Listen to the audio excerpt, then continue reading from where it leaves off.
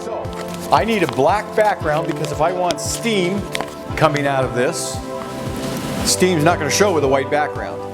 So, and they're dark beans, so we're going to have a dark subject on a dark surface. Let's build the set.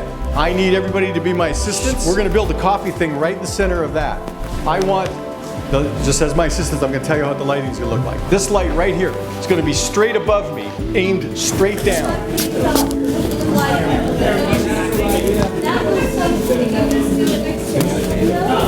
So we'll get that out.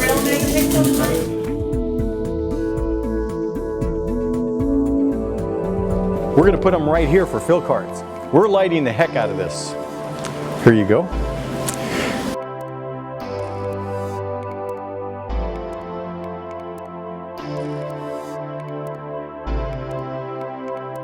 So in a few minutes we're going to need something to hold these up so that they will stand perfectly straight up. So I'm recommending those squares right there, so they'll stand right here and they'll lean against it. This is that light right back there. I'm going to put this light on its own circuit, its own side, and I'm going to put these two on one side. Lean it back a little bit more. There you go. So, this is set at ISO 100, which is the highest best quality. We've got shutter speeds at 1/25 of a second, which is great.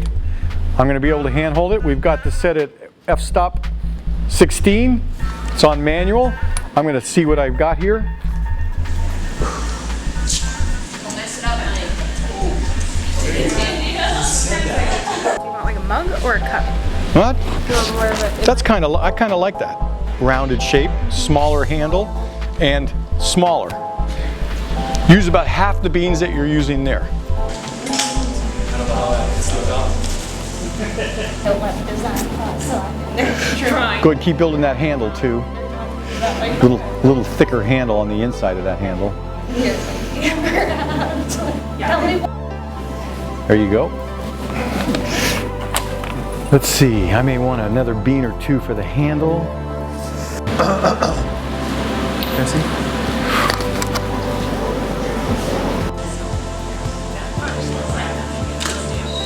Cold in here. Yeah, remember we freeze.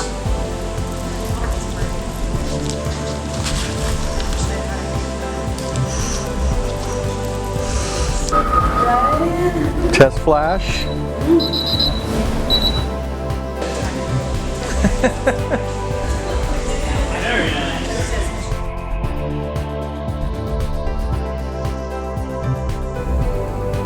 That looks good. Now let's download the image and bring it into Photoshop. So we open the image, and I didn't like the shape of this image of the coffee cup, so what I decided to do was to reshape it. Here we are in Liquify. I've chosen the size of the brush, and now I'm starting to work on resizing and pushing in the coffee beans to fit the shape that I want it to fit.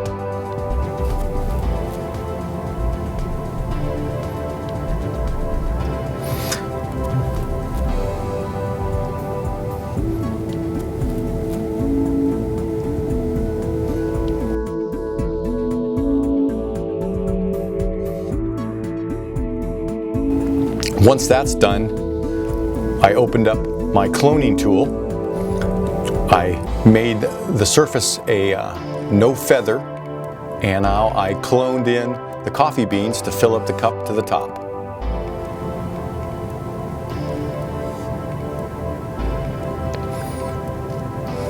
After zooming in, I decided I needed to cut with the lasso tool the entire coffee cup.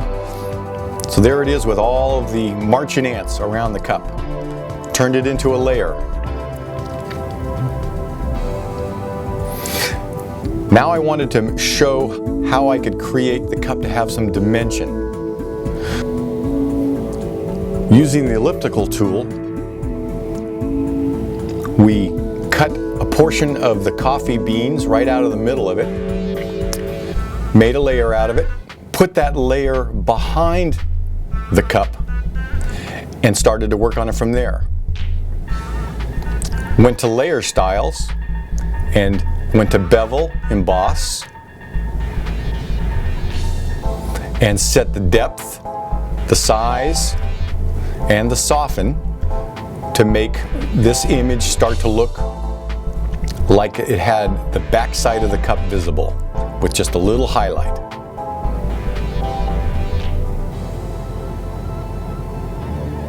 Then it was time for the steam. So I've gone online, found some pre-made brushes called Steam.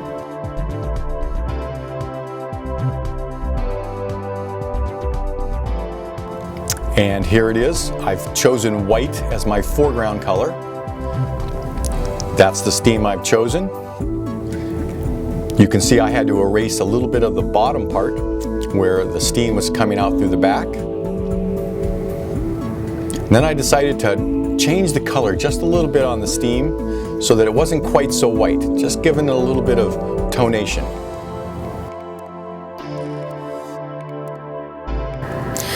So once you get an image that you're happy with, and you want to upload it to StudentStock, here's the procedure.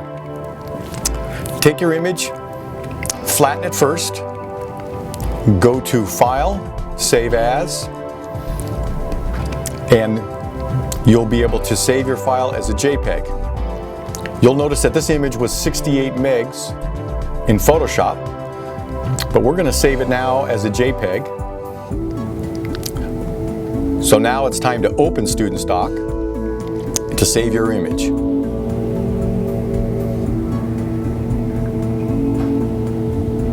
Now we're going to already assume that you are logged in to StudentStock and that you are ready to proceed uploading. So you click on Upload, click on Upload New Image. It's going to look on your desktop for you if that's where you've searched for, and find the image that you've saved. Here it is for us, called the new coffee cup mug StudentStock. Click on it, hit choose, and it's uploading to our site. This might take a few seconds in the processing. Once it's processed, it's time to describe your work. So give it a title. I'm calling this one Coffee Bean. Now I'm looking for what I'm going to label it as. This is going to be under food and drink. Now it's asking for keywords. This is one of the most important things you can do in StudentStock. You need to give the potential image buyer all the opportunity to find this image. So I'm calling this Coffee Bean Hot Breakfast Liquid. It's a concept. It says morning. Coffee is about energy, so I'm putting that down too. I've created some portfolios. I'm putting this one under food. I don't need a model release, so I'll go right past that. There's no mature content, so I slide down to the bottom and click Market Details. You can see I've got this file at all the possible resolutions. It's marked, it's already for sale, and there it is inside StudentStock. It's that easy. This is Mike Agliolo for StudentStock. Looking forward to seeing your work.